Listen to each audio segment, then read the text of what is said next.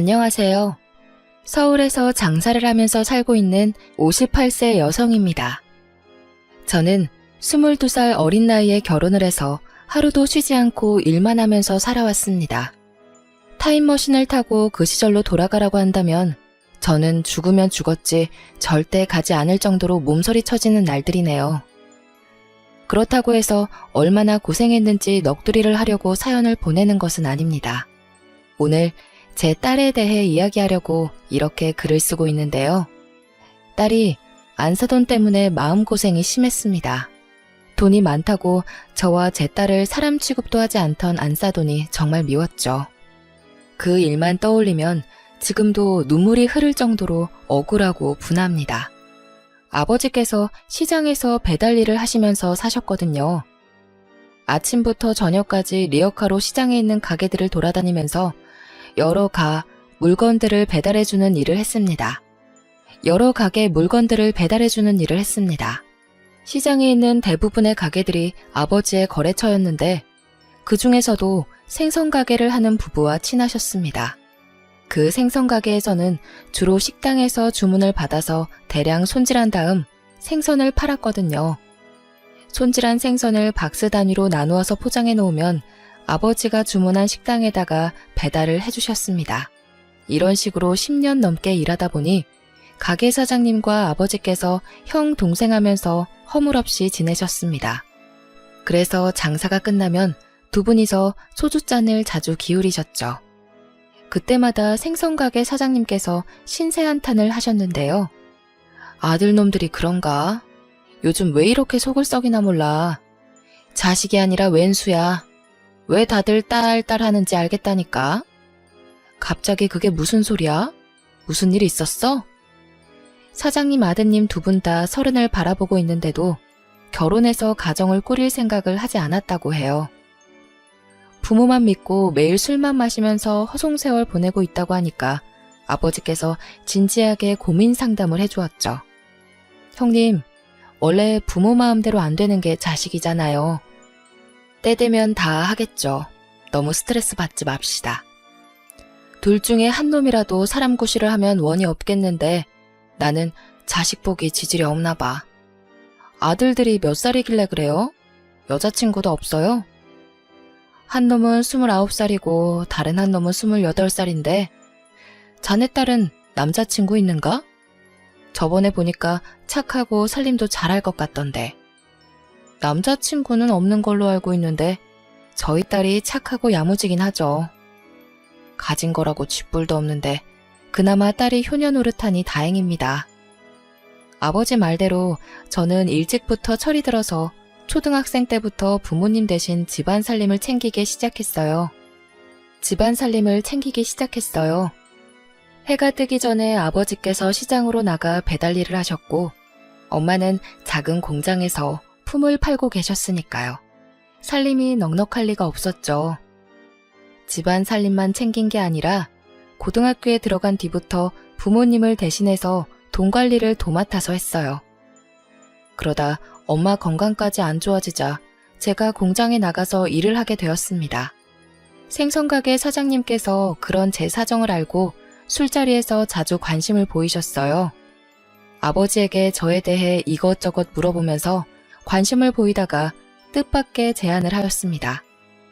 자네 딸한테 남자친구가 없으면 우리 아들 소개받아보는 건 어떠나? 우리 딸을요?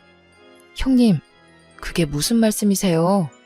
작은 놈이랑 자네 딸이랑 결혼을 시키자는 거야. 큰 놈은 싹수가 노래서 틀렸고 작은 놈은 마누라가 휘어잡으면 사람 구실은 할 놈이거든. 어때? 아, 예. 생각 좀 해보겠습니다. 갑자기 물어보셔서 당황스럽네요. 어허, 생각은 무슨. 나도 고민해보고 해본 말이야. 그리고 만나보라고 소개만 해주는 거지 결혼시키는 것도 아니지 않나? 둘 다 애인이 없다니까 하는 소리일세. 너도 알겠지만 내가 며느리 데려다가 고생시키는 사람도 아니네.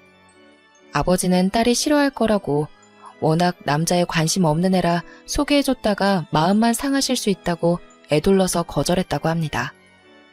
하지만 사장님께서 이미 마음속으로 결정을 내리시고 한 번만 자리를 만들어 보자고 하시더군요.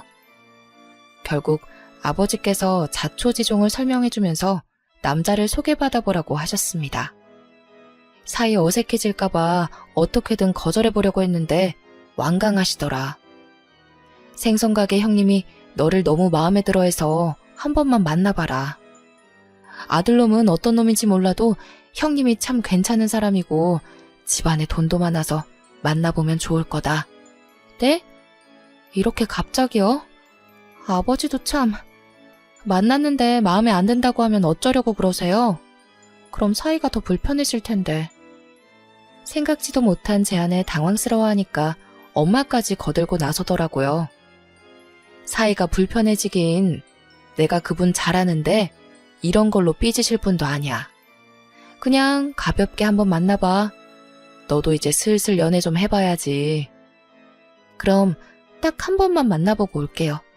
다음에 또 만나보라고 강요하시면 안 돼요? 그래, 네가 아무 말도 안 하면 마음에 안 들어하는 걸로 여길 테니까 이야기라도 하고 와봐라. 말은 이렇게 하셨지만 은근히 잘 되길 바라시는 것 같았어요. 생선가게 사장님 아드님을 만나봤는데 성격도 차분하시고 좋더라고요. 너무 조용하지도 않고 너무 활발하지도 않은 분이라 마음에 들었어요. 저랑 말도 잘 통하고 성격이 비슷한 것 같았거든요. 당시에 LP판 모으는 게 취미였는데 집안 사정이 안 좋아서 취미라고 할 수도 없었거든요. 두어 장 정도 있는 LP판을 계속해서 돌려들으면서 힐링을 하고 있었는데요. 그런데 그분도 LP판 모으는 게 취미라는 거 있죠? 저랑 비교도 안 될 정도로 어마어마한 양의 LP판을 가지고 있었어요. 그 말을 듣는 순간 들으러 갈 수 있냐고 물어보면서 급격하게 친해지게 된 것 같아요. 그때부터 현태씨 하던 게 오빠라고 부르며 사이가 가까워졌죠. LP판 때문에 자주 만나다 보니 사귀게 된 건 당연했고요. 오빠와 교제한 지 10개월 정도 되었을 때였습니다. 최근에 아버님이라고 부르기 시작한 생선가게 사장님께서 결혼 이야기를 꺼내시는 거 있죠? 사귄 지도 얼마 안 됐고 결혼 이야기는 아직 이르다는 거 알고 있다. 그런데 너 같은 며느리도 없을 것 같아서 이리 말하는 거다. 지금 결혼하면 이 가게도 주고 고향에 있는 땅도 물려줄 테니까 생각해봐라. 너희들이 결혼 생각이 없다면 큰 놈한테 주려고 하니까 서둘러서 정해라. 형한테요? 형 결혼한대요? 저도 모르고 있었는데 아주버님한테 여자친구가 있으셨나 봐요. 게다가 그 여자친구에게 덜컥 애가 생기는 바람에 갑자기 결혼을 하게 되었다고 합니다. 아버님께서는 하는 일도 시원치 않고 갑자기 여자를 데려와 결혼하겠다는 놈을 믿을 수 없다고 하셨죠. 남편 보고 네가 훨씬 낫다며 이렇게 야무지고 똑똑한 여자도 없으니 결혼을 하라고 하셨습니다. 아버님께서 절 칭찬해주는 건 좋았지만 결혼까지는 아직 이르다고 생각했는데요. 그런데 또 아버님이 가지고 있는 땅이 10억 정도 된다고 하니 눈이 휘둥그레해졌습니다. 솔직히 결혼할 나이가 됐기도 했고 이만한 남자도 없을 거라고 생각하고 상견례 자리를 잡았습니다. 이때까지는 정말 행복했죠. 아버님, 어머님께서 저를 반겨주신다는 생각이 들었습니다. 하지만 오직 엄마만이 무언가 이상하다고 느끼셨나 봅니다. 상견례 자리를 파하고 돌아가는데 저한테 결혼하지 않아도 된다고 하는 거 있죠? 이 결혼 꼭 해야겠니? 안 해도 되니까 천천히 생각해봐라. 어? 갑자기 왜 그래? 분위기도 좋았잖아. 나 없는 사이에 아버님이랑 어머님이 이상한 말씀하셨어? 아니, 시장 사람들이 들은 말이 있는데 네 남편이 노는 것만 좋아하는 한량이라고 하더라. 너희들이 오래 만난 것도 아니고 이러다 이혼하는 거 아닌가 해서 걱정이 되네. 에이, 소문 믿지 마. 그 사람들이 오빠랑 친하게 지낸 것도 아니잖아. 아무것도 모르면서 그런 말 한 걸 거야. 그럼 네가 야무지게 잘할 수 있지? 남편 믿지 말고 네가 경제권 다 가져오고 돈 관리해. 이상한 도박하고 여자 만나서 돈 갖다 주는 거 아닌가 감시하고. 알겠어. 엄마는 도대체 무슨 소문을 들은 거야? 저는 시장 바닥에서 떠도는 소문이 뭔지 궁금했지만 엄마는 끝까지 알려주지 않았습니다. 제가 말한 대로 뜬 소문이기도 하고 알아봤자 득볼 거 없다며 파혼할 마음이 생기면 이야기해주겠다고 했죠. 저도 시장 바닥에 오래 있어 보니 여기 토박이 사람들이 얼마나 남 이야기하는 걸 좋아하는지 알고 있었습니다. 그래서 그냥 사소한 이유로 남편이 미움을 받기 시작해서 이상한 소문이 난 거라고 생각했는데요. 그거 말고는 별다른 걱정이 없었습니다.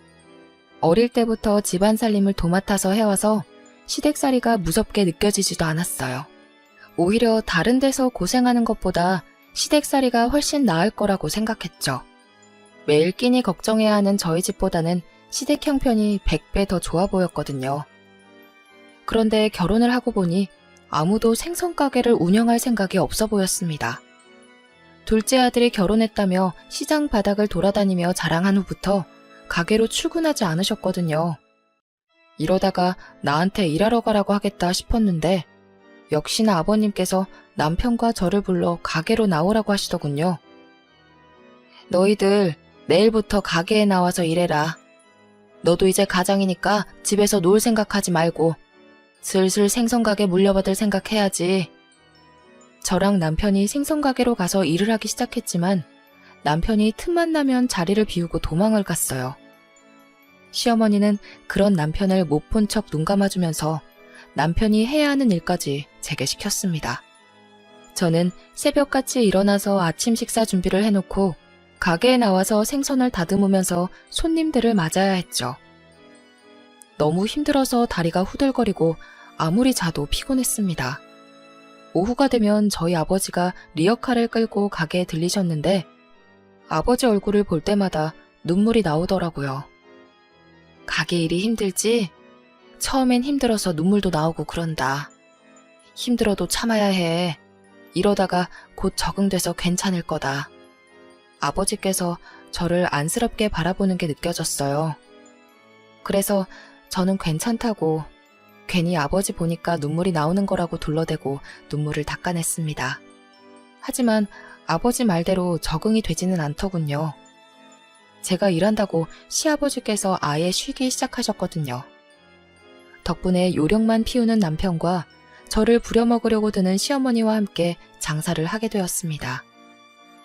이제는 버티기가 힘들어졌죠. 너무 힘들어서 숟가락 들 힘조차 없어서 식사를 거르고 누워있는 일이 잦았습니다. 그런데 시어머니께서 이런 제 모습을 보고 오히려 화를 내시더라고요.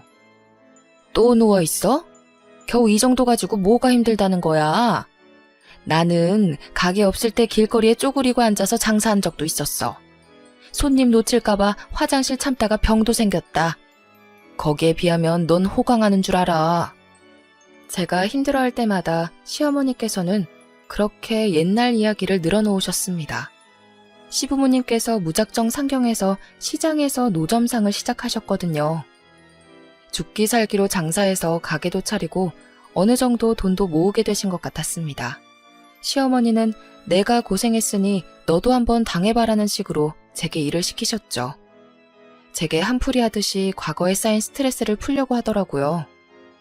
시어머니의 분풀이 대상으로 찍혀서 새벽부터 밤 늦게까지 장사와 집안일로 정신이 하나도 없었습니다. 그런데도 남편은 장사나 집안일 어느 것 하나 도와주지 않고 나몰라라 하더군요. 더 기가 막힌 건 아주버님이었습니다. 아주버님께서 돈이 궁해지면 슬그머니 가게로 나타나 시어머니에게 귓속말을 했습니다. 시어머니께서 돈을 주는 걸 보아하니 보나마나 돈을 달라고 한 것이겠죠.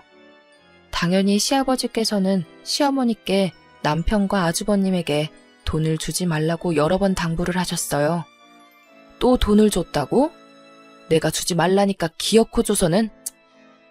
며느라, 혹시라도 네 남편이 돈을 달라고 하면 절대 주지 마라. 그러다 버릇 나빠져서 평생 못 고친다. 시아버지께서 첫째 아들이든 둘째 아들이든 돈만 생기면 술이나 도박에 손을 댄다고 하시더라고요.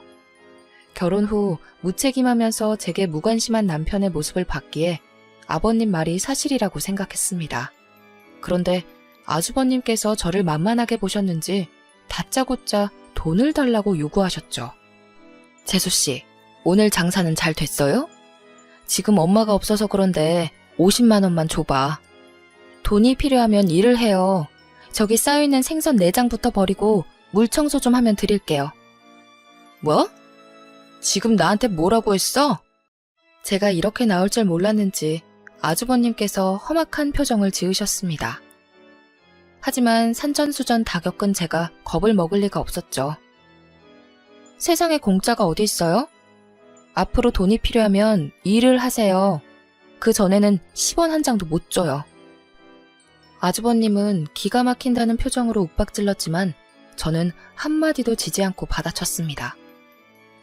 저한테는 씨알도 안 먹힌다는 사실을 알았는지 아주버님이 저를 피해서 시어머니께 돈을 뜯어갔어요. 그래서 저는 참지 못하고 어머님께 쓴소리를 내뱉고 말았죠. 어머님, 아주버님한테 돈 주면 안 되잖아요. 아버님께서도 절대 주지 말라고 신신당부하셨는데 왜 자꾸 주시는 거예요? 이게 내 돈이지 네 돈이야? 넌 참견하지 말고 시키는 일이나 해. 어디 버릇없이 시애미한테 눈을 부릅뜨고 대들고 있어? 첫째 아들이라는 놈이 시어머니 돈으로 술과 도박을 하고 있으니 집안이 잘 돌아갈 리가요. 이러다가 집안이 거덜날 것 같아서 어쩔 수 없이 제가 나섰습니다. 저 말고는 가게 운영에 신경을 쓰지 않아서 벌어들이는 수익이 형편없었거든요. 온몸이 부서질 정도로 일해서 일으켜 세우려고 했습니다. 그래서 그런지 시장 사람들이 저를 오뚝이라고 불렀죠. 아무리 힘들어도 절대 쓰러지지 않았거든요. 그런데 1년 뒤에 아버지께서 배달 일을 하시다가 비탈길에서 미끄러지셨습니다. 허리와 다리를 크게 다치는 바람에 배달 일을 하지 못하게 되자 시어머니께서 저보고 생선 배달까지 맡기시더군요. 멀쩡한 아들은 놔두고 배달 일까지 시키시니까 정말 죽고 싶었습니다. 10억짜리 땅에 홀라당 넘어가서 결혼한 제 잘못이었죠. 시댁 하는 꼴 보아하니 그 땅도 없는 땅 같았습니다. 생각 없이 사는 사람들한테 땅 타령을 하며 따질 수도 없어서 그저 생선가게 운영하는 데에 집중했습니다. 어쩌면 이 가게가 제 가게가 될 수 있었으니까요. 오전에 생선을 다듬고 장사 준비를 마치면 아버지께서 배달을 하시는 동안 점심을 먹고 잠시 쉴 수 있었습니다. 그런데 이젠 그 시간에 배달을 나가야 해서 혼이 나갈 것 같았는데요. 남편과 아주버님은 도와주기는커녕 계속 사고만 치셨습니다. 해가 뜰 때 집에 들어와서 하루 종일 자고 밤에 어딜 나가길래 도대체 뭘 하고 있나 추궁했더니 아주버님 따라 도박을 하고 있는 것 같더라고요. 제가 모르는 사이에 도박비 때문에 대출을 받고 있었습니다. 그 자리에서 이혼하자고 실랑이를 벌이고 있는데 아버님께서 나타나서 제 편을 들어주셨습니다. 이 멍청한 놈이 너까지 도박을 해? 너 같은 놈들도 아들이라고. 폭언을 퍼부으면서 남편을 때리니 제 속이 다 시원해지더군요. 아버님께서 남편 보고 무릎 꿇고 사과하라고 독촉해서 도박해서 미안하다는 사과도 받았습니다. 이런 식으로 제 편을 들어주고 제 앞에서 남편을 혼내주는 시아버지가 있어서 지옥 같은 시집살이를 견딜 수 있었죠. 아버님께서는 저를 몰래 불러서 술 한 잔을 사주며 저를 위로해준 적도 있었습니다. 아가, 많이 힘들지? 오늘은 이 한 잔 마시면서 다 풀어버리자. 감사해요, 아버님. 아버님 아니었으면 저 이미 이혼했을 거예요. 그래, 나도 너 아니었으면 이놈의 집구석 오고 싶지도 않았을 거다. 진짜로 요즘 집으로 안 오시던데 어디서 주무시는 건가요? 다른 사업이라도 하고 계세요? 제가 콕 짚어서 물어봤는데도 아버님은 대답해주지 않으셨습니다. 그 뒤로 시아버지께서 가게는 물론 집까지 자주 오지 않는 일이 잦았는데요. 어쩌다 한 번씩 집에 들리시면 제 손을 잡고 따뜻하게 위로해 주셨습니다. 어휴, 그 곱던 손이 3년 만에 이 꼴 되다니. 결혼시킨 내가 죄인이다, 죄인. 전 괜찮아요, 아버님. 그런데 왜 자꾸 집에 안 들어오세요? 혹시... 저는 다른 여자가 생기신 거냐고 물어보려다가 시어머니가 없는 걸 다시 한번 확인했어요. 그리고 목소리를 낮춰서 물어보았죠. 아버님, 저한테는 솔직하게 말씀하셔도 돼요. 어머님 몰래 다른 살림 차리신 거예요? 네 시엠이랑은 이혼만 안 했지 이미 예전부터 별거하고 있었다. 철 안 든 자식놈들 걱정돼서 왔다 갔다 하는 것이지. 시엠이랑은 거의 남처럼 살고 있어. 어쩐지 시아버지께서 말도 없이 외박하시는데 시어머니는 신경을 쓰지 않는 눈치셨어요. 제가 적응을 했다고 생각하셨는지 날이 갈수록 아버님 보기가 더 힘들어져서 심적으로 힘들어지더라고요. 대신 딸아이가 1살, 2살 먹어가면서 제게 힘이 되어주었습니다. 우리 민영이는 얼굴이나 성격도 저를 빼다 박아서 아주 똑부러지고 부지런했습니다. 어렸을 때부터 제 어깨를 자주 안마해주고 편지를 써서 주는 아주 어른스러운 아이였는데요. 그런 아이가 어느새 다 커서 대학을 졸업하게 되었네요. 얼마 전에 취직했다며 독립을 하는 바람에 의지할 사람도 없어졌습니다. 제가 외롭게 가게일을 해내가고 있는데 시어머니께서 자꾸만 이상한 행동을 하시더라고요. 갑자기 깜빡깜빡 하시더니 집 주소를 잊어버리거나 전화번호를 까먹는 일이 자꾸 생기셨습니다. 치매기가 있는 것 같아서 병원에 가보니 치매는 물론 원래 있던 당뇨까지 심해져서 요양원으로 가게 되었는데요. 시부모님이 없다고 해서 자유로워진 것도 아니었죠. 남편과 아주버님은 여전히 날건달처럼 살고 있어서 골칫거리였습니다. 아직까지 저보고 돈을 달라고 하시니까 어머님 생각이 많이 나더라고요. 돈을 주기 힘든 날에는 잔소리를 하며 남편과 아주버님을 내쫓았거든요. 그런데 이제 그러지도 못하니 남편과 아주버님이 장사를 방해하는 일이 잦아졌습니다. 제가 아무리 목소리를 높이고 핀잔을 줘도 듣지도 않아서 이상하게 시어머니가 그리워졌습니다. 그새 미운 정이 생겼는지 얼른 나와서 남편이랑 아주버님 좀 혼내달라며 매일 요양원에 들러서 시어머니의 상태를 살펴드렸는데요. 그러다 몇 달 뒤에 시어머니가 세상을 떠나셨어요. 제게 정겹게 구시지는 않았지만 집안 식구로 오랫동안 같이 사신 분이었으니까요. 조금 더 사근사근하게 대하며 애교 부렸으면 어머님도 마음을 여시지 않았을까 하는 생각도 들었습니다. 그렇게 시어머니를 떠나보내고 장사하는 데만 신경 쓰면서 살 무렵이었습니다. 저희 딸이 잘 나가는 사업가의 아들과 결혼한다고 하더군요. 상견례 자리를 가지기 전에 저희 집으로 불러서 얼굴을 보니 생긴 것도 환칠하게 생겼고 말투도 귀티났습니다. 하는 일을 물어보니 딸이 다니는 회사의 원청회사 직원이라고 하더군요.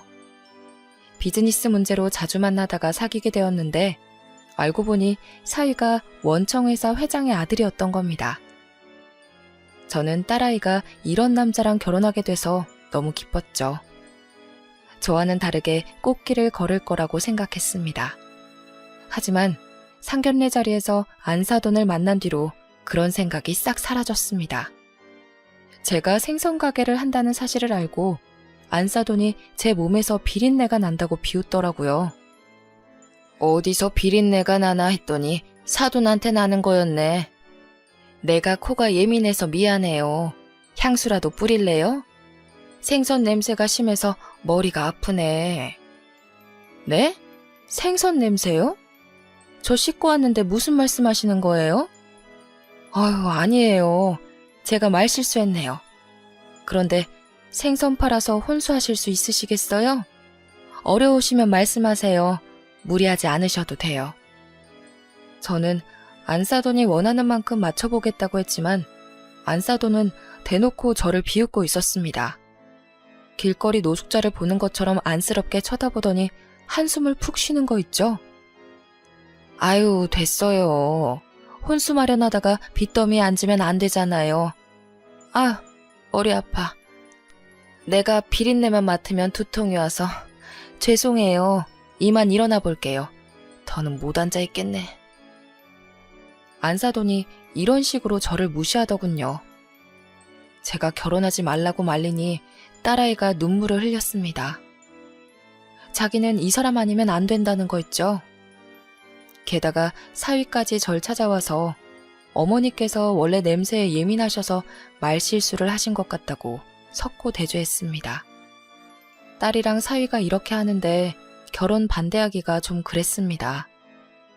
사돈이야 어쩌다 한번 볼 텐데 제가 참으면 된다고 생각했는데요.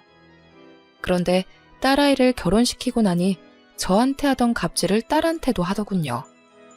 안사돈이 수산시장에서 손질도 하지 않은 생선을 2박스나 가져왔습니다. 그 생선들을 깔끔하게 손질하라고 시켜서 딸아이가 못한다고 했죠. 생선 손질이요? 전 이런 거 못해요. 한 번도 안 해봤어요. 뭐?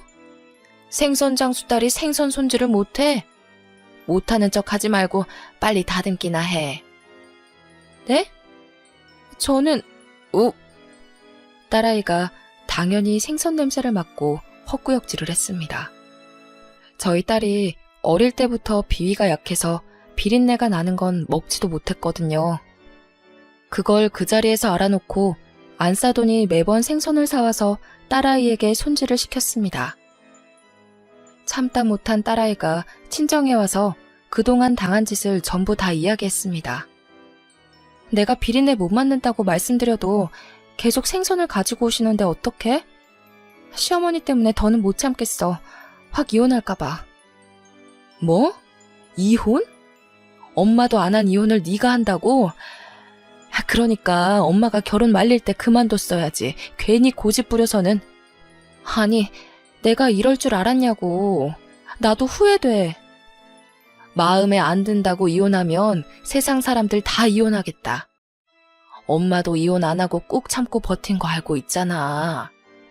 이참에 생선 손질도 해보자. 죽을 때까지 안 할 수는 없으니 이제부터 하나씩 해봐야지. 남편도 시어머니 편만 들고 내 말은 듣지도 않는데 어떻게 살아. 시댁에 내 편이 한 명도 없어서 너무 힘들어. 네 남편도 사정이 있는 거겠지. 무작정 싫다, 짜증난다고 말하지 말고 차분하게 각자 사정을 이야기해보자고 해봐라. 생판 남남이 만났는데 어떻게 매사에 마음이 맞겠니? 각자 살아온 환경이 달라서 생각하는 마인드도 다를 거 아니야. 딸이 안사돈 때문에 못 살겠다고 신세한탄을 할 때마다 저는 딸의 하소연을 들어주면서 다독여 주었어요. 시댁살이를 해본 터라 딸의 마음고생을 누구보다 잘 알고 있어서 걱정이었습니다. 마음 같아서는 당장 안사돈에게 달려가 왜 내 딸을 구박하고 못 살게 구냐고 따지고 싶었는데요. 그랬다가는 집안 싸움이 될 것 같아서 딸에게 넓은 마음으로 이해해라, 참으라는 말밖에 해줄 수 없었습니다. 그러다 저의 조언을 후회하게 되는 날이 찾아왔습니다. 안사돈의 환갑날에 참기 힘든 모욕을 당했거든요. 그날의 기억은 평생 잊혀지지 않을 것 같습니다. 환갑잔치 이야기를 꺼내려고 다 같이 모여서 식사를 하던 날이었습니다. 어색한 기류가 흐르자 제 딸아이가 슬그머니 본론을 이야기하였죠. 어머님, 곧 회갑이신데 그냥 넘어갈 수는 없잖아요. 환갑잔치라고 알아볼까 하는데. 요즘 환갑잔치 하는 사람이 어디 있니? 좋은 식당에 예약해서 친척들만 모시고 식사나 하자. 좋은 식당이요? 땡땡 식당은 어떠세요? 저번에 여기 밥 맛있다고 하셨잖아요. 뭐? 땡땡 식당? 설마 땡땡동에 있는데 말하는 거니? 사돈은 자기가 바라던 규모의 식당이 아니었는지 인상을 쓰더라고요. 딸아이가 그럼 어느 식당이 좋냐고 물어봐도 대답을 해주지 않았어요. 으유, 됐다. 그냥 거기로 예약해라. 그런데 왜 이렇게 비린내가 나는 거지? 자기 맘대로 안 된다고 이런 식으로 또 눈치를 주려나 봅니다. 갑자기 손수건을 꺼내 코를 막더니 주위를 두리번거리다 저와 눈이 마주쳤습니다. 사위도 당황스러워하며 어떻게든 사돈을 말리려고 했죠. 아무 냄새도 안 나는데 무슨 비린내가 난다고 그래.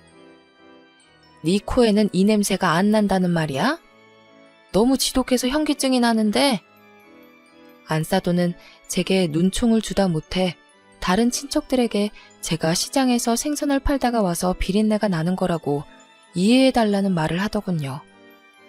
친척들의 시선이 제게 쏠리자 수치스러워져서 금세 얼굴이 달아오르고 말았습니다.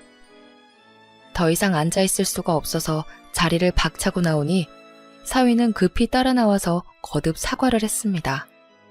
장모님, 죄송합니다. 저희 엄마가 또 무례하게 대해서 정말 죄송합니다. 제가 그러지 말라고 말씀드렸습니다. 이제 이런 일 없을 겁니다.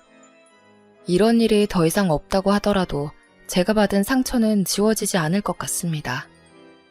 결국 그동안 쌓인 서러움에 눈물이 솟구쳤고 사위가 보는 앞에서 눈물을 보이고 말았죠. 딸아이도 따라 나오다 제가 우는 모습을 보고 소리를 질러댔습니다. 말했다며. 당신이 어머님이랑 잘 이야기해서 다시는 그러지 않게 하겠다며. 그런데 왜 이러는데? 됐어. 나 이혼할게. 엄마, 나 그냥 이혼할 거야. 나도 당한 거 많고 더 이상 이렇게 못 살아. 지금 당장 이혼해. 마음 같아서는 저도 이혼하라고 하고 싶었지만 그럴 수가 없었습니다. 내가 참을 테니 나 때문에 이혼하지 말라고 딸아이의 손을 잡으면서 말하였죠. 그 말을 듣자마자 딸아이가 제 품에 안겨서 펑펑 울고 말았습니다. 그렇게 한바탕에서 잠잠해지나 싶었는데요. 역시나 시댁에서 문제가 생기더군요. 바깥사돈이 실수를 하는 바람에 오랫동안 하던 사업이 휘청거렸습니다.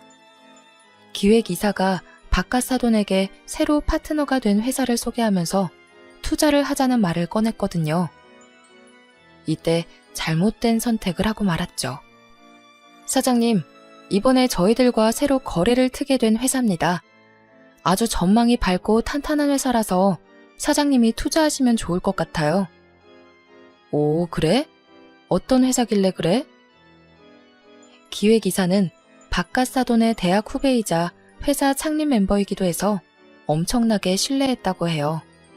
15년 넘게 바깥사돈과 함께 같이 해온 동료라서 투자에 대한 정권을 주었는데 사기를 당하게 되었습니다. 파트너 회사에 투자한다고 해놓고 투자금을 조금씩 횡령했던 거죠. 조금씩 공금이 빼먹다 보니 회사도 자금 압박을 받게 되었는데요. 그제서야 무언가 수상함을 느낀 바깥사돈이 정밀 회계감사를 해보고 그동안 모르고 있었던 기획이사의 비리를 알게 되었던 겁니다. 하지만 그놈은 휴가를 핑계로 도망을 가버린 상태였고 그놈이 빼간 공금이 무려 15억에 가까웠다고 해요. 더 큰일은 내부 비리가 업계에 알려지면서 거래하던 회사들이 하나씩 거래를 중단한 것이었습니다. 자금 압박에 이어 매출도 떨어지니 버티기 힘들어져서 은행에 대출금 상환 연기를 신청했다고 합니다. 하지만 그마저도 거절당하고 어음을 막지 못하고 회사가 부도나버리고 말았죠. 바깥사돈의 사업 실패로 졸지에 빚더미에 나앉게 된 사돈댁이 집을 팔게 되었습니다. 한마디로 길거리에 나앉게 된 것이었는데요. 딸아이가 제 집으로 찾아와 이 사실을 전부 다 이야기해 주었습니다. 엄마, 나 이제 어떻게 해? 시댁이 알거지 신세가 됐는데 어쩌면 좋아. 딸이 울면서 집은 이미 경매로 넘어갔고 살림살이에는 압류딱지가 붙어버렸다고 설명해 주었죠. 게다가 사위의 월급까지 압류되었다는 말을 듣고 헛웃음을 지었습니다. 안사돈이 충격을 받고 알아 누워버렸다고 하네요. 제가 안사돈에게 무시당했던 걸 생각하면 꼴 좋다고 하고 싶었지만 딸을 생각하면 그럴 수가 없었죠. 그래서 딸아이를 위해 시댁으로 갔습니다. 사돈이 헬쑥한 얼굴로 시댁 문을 열어주길래 딸아이한테 이야기 다 들었다고 했죠. 다 듣고 왔어요. 집에 압류딱지까지 붙었다면서요? 뭐라고요? 허참, 남이사 압류딱지가 붙든 말든 이야기 다 들었다면서 무슨 이야기가 더 듣고 싶어서 온 거예요? 도와주려고 왔죠. 그런데 저한테 도움받기 싫으신가 보죠? 도와주긴 개뿔. 자기 입에 풀칠도 하기 힘들어하면서 그쪽이 잘 사세요. 괜히 도와주려다가 노숙자 되지 말고. 노숙자는 자기가 될 것 같은데 아직도 현실 파악이 덜 됐나 봅니다. 그래서 제가 미리 준비해둔 5층짜리 상가 건물 등기부등본을 안 싸돈 얼굴에 던져버렸죠. 안 사돈이 등기부등본을 보고 놀라더니 말투부터 달라졌습니다. 아니, 이게 도대체 뭐예요? 뭐긴요, 건물 등본이죠. 이 건물 제 딸 앞으로 해줄 거예요. 건물을 팔든지 담보로 대출을 받든지 제 딸이 알아서 할 테니까 그렇게 하세요. 최소 30억은 나가는 건물이라 요긴하게 쓰일 거예요. 딸도 모르고 있던 사실이라서 깜짝 놀라 등본을 확인해 보더군요. 워낙 일만 하고 구두쇠처럼 사느라 제가 건물주라는 사실을 딸도 모르고 있었던 거죠. 수십억짜리 건물을 가지게 된 건 모두 시아버지 덕분이었습니다. 시아버지께서 집을 아예 떠나시면서 저를 조용히 불러서 땅 문서를 주셨거든요. 원래 아들 놈들 주려고 했는데 이 집안에서 믿을 사람은 색이 너밖에 없구나. 다른 인간들은 재산 줘봤자 며칠 못 가서 전부 말아먹을 게 뻔하다. 이 땅은 팔지 말고 잘 가지고 있거라. 조만간 좋은 소식이 있을 거다. 시아버지께서 다른 살림을 차렸어도 자식이 없으니 이 재산만큼은 아들들에게 주고 싶었다고 하셨어요. 시아버지가 가게를 제게 맡기고 집에도 들어오지 않으셨던 건 부동산을 보러 전국을 다녔기 때문이었죠. 시아버지는 부동산에 밝은 지인과 함께 괜찮은 땅을 샀고 시세가 오르면서 돈을 많이 불리게 되셨어요. 그러다가 아주 좋은 땅을 보게 되신 건데요. 처음에는 버려져 있는 황무지였다고 합니다. 도심에서 멀고 교통도 불편해서 공장을 지을 수도 없었다고 해요. 전에 듣기로는 아버지와 지인분께서 최소한 5년 안에 이곳이 개발될 거라는 확신을 가지셨어요. 지금 사서 묻어두자. 여기가 개발되는 건 시간 문제야. 5년 뒤에 안 되면 10년 뒤에는 되겠지. 시아버지와 지인분께서 일대의 땅을 헐값에 사들이고 그 땅을 제 앞으로 해주셨습니다. 그리고 얼마 지나지 않아 돌아가셨다는 연락을 받아 아버님과 살고 있던 애인분을 만나기도 했습니다. 저는 그 일을 시어머니와 남편에게 알리지 않았죠. 설마 했는데 3년 뒤에 그 땅이 개발될 거란 소문이 돌더니 땅값이 점점 오르기 시작했어요. 그러자 부동산 쪽에서 땅을 팔라고 저를 찾아와 설득시키려고 들더군요. 어떻게 해야 할까 고민하고 있는데 같이 땅을 샀던 시아버지 지인분이 찾아오셨습니다. 네가 병철이 며느리지? 병철이한테 받은 땅 있음 절대 팔지 말어.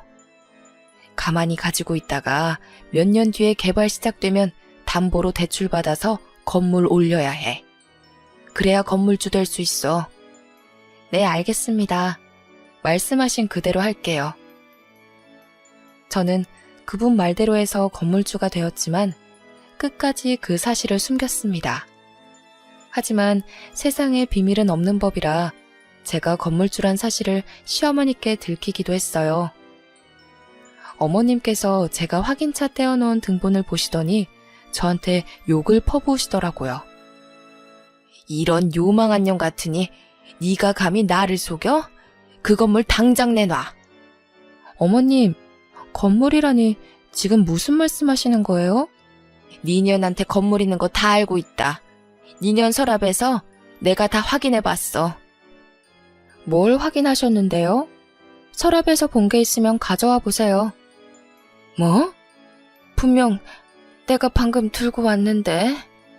그 당시 시어머니께서 치매를 앓고 계셔서 다행이었죠. 서랍에서 봐놓고 들고 오는 걸 잊으셨는지 빈손만 멀뚱멀뚱 바라보고 있었습니다.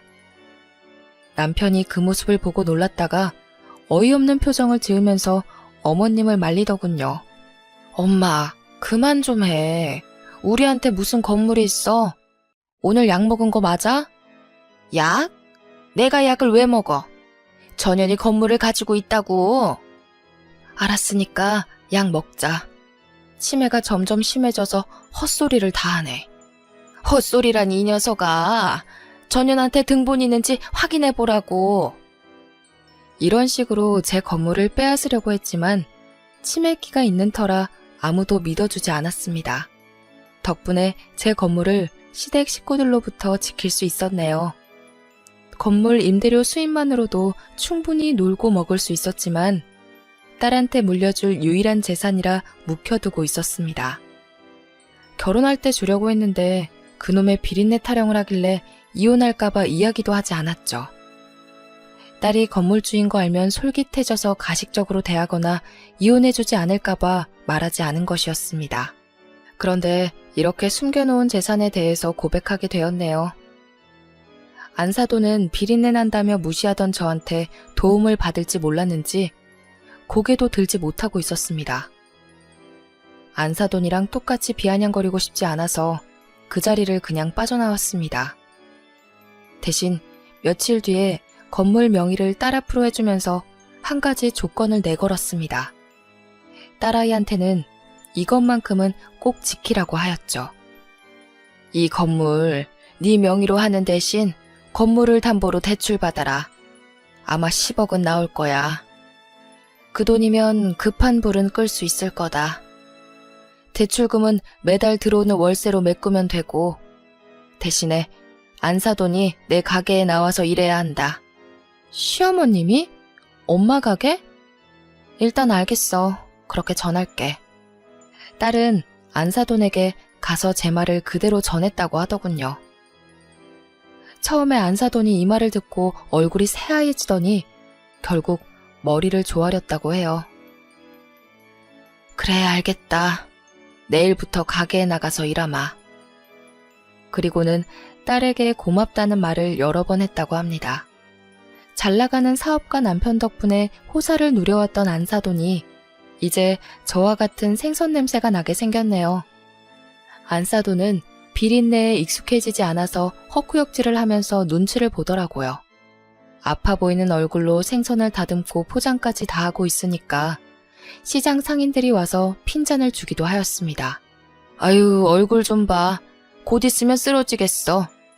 아무리 그래도 안사돈한테 너무 심한 거 아니야?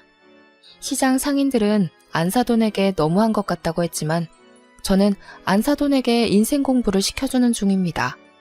건물을 담보로 15억을 대출받아서 시댁의 빚을 청산하고 박갓사돈이 사업을 다시 시작할 수 있게 됐으니 그에 합당하는 대가를 치러야죠. 이 사정을 알고 있는 박갓사돈은 저를 뭐라 하기는커녕 오히려 며느리에게 고맙다는 말을 전하기까지 하였습니다.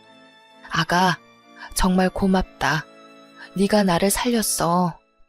네가 없었음 이미 길바닥에 나앉았을 것이다. 딸이 안사돈과 사위의 인생을 구제했으니 딸을 대하는 태도도 확 달라진 건 두말할 필요가 없겠죠. 예전에 시아버지께서 제게 집안을 구한 며느리라고 칭찬하셨는데 이젠 제 딸이 시댁을 구한 며느리라는 칭찬을 받게 되었습니다. 돈의 위력은 우리들이 상상하는 것 이상인 것 같아요. 돈 때문에 울기도 하고 웃기도 하며 돈 하나만으로 사람 자체를 판단하기도 합니다. 그래서 돈이 많다고 추앙하고 돈이 없다고 무시하기도 하는 거죠. 돈으로 판단하는 일을 피할 수 없지만 그렇다고 대놓고 돈으로 사람을 판단해서는 안 됩니다. 언젠가 돈이 없다고 수군대던 자신이 손가락질을 당하게 될 수 있으니까요. 제가 이 교훈을 전해주려고 사돈을 가게로 나오게 한 것인데요. 이제 가게에 나오지 말라고 했더니 안사돈이 힘이 남아있는 한 저와 함께 장사를 하고 싶다고 말하였습니다.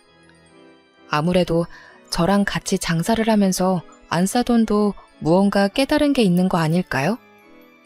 안사돈과 매일 붙어있게 될 줄은 몰랐는데 사람 일은 정말 알다가도 모를 일인 것 같습니다. 그러니 여러분들도 돈으로 사람을 판단하는 일은 삼가시길 바랍니다. 이만 사연글 줄이면서 여러분들의 행복 또한 바라도록 하겠습니다. 감사합니다.